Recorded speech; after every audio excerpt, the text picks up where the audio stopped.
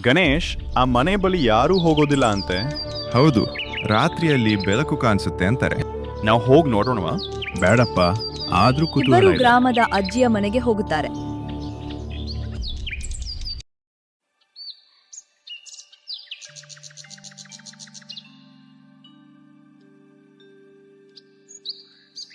ಆ ಮನೆಗೆ ಹೋಗ್ಬೇಡಿ ಮಕ್ಕಳೇ.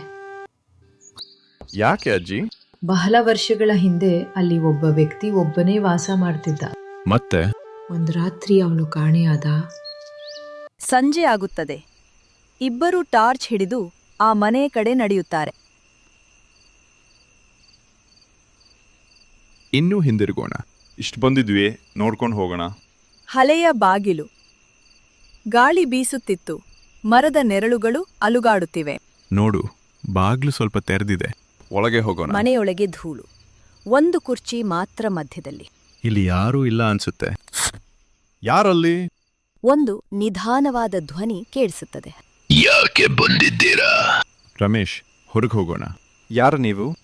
ಒಂದು ಮೂಲೆಯಲ್ಲಿ ಒಂದು ವಯಸ್ಸಾದ ವ್ಯಕ್ತಿ ಕುಳಿತಿದ್ದ. ಜನ ನನ್ನನ್ನು ಭೂತ ಅಂತ ಅಂದುಕೊಂಡರು.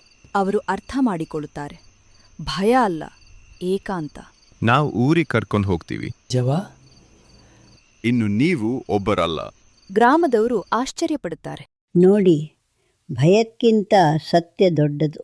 ಆ ದಿನದಿಂದ ಆ ಮನೆ ಮತ್ತೆ ಖಾಲಿಯಾಗಲಿಲ್ಲ. ಹಳ್ಳಿಯವರು ಆ ವ್ಯಕ್ತಿಯನ್ನು ತಮ್ಮವರಂತೆ ನೋಡಿಕೊಂಡರು. ಭಯದ ಹಿಂದೆ ಕೆಲವೊಮ್ಮೆ ಒಂದು ಕತೆ ಇರುತ್ತದೆ.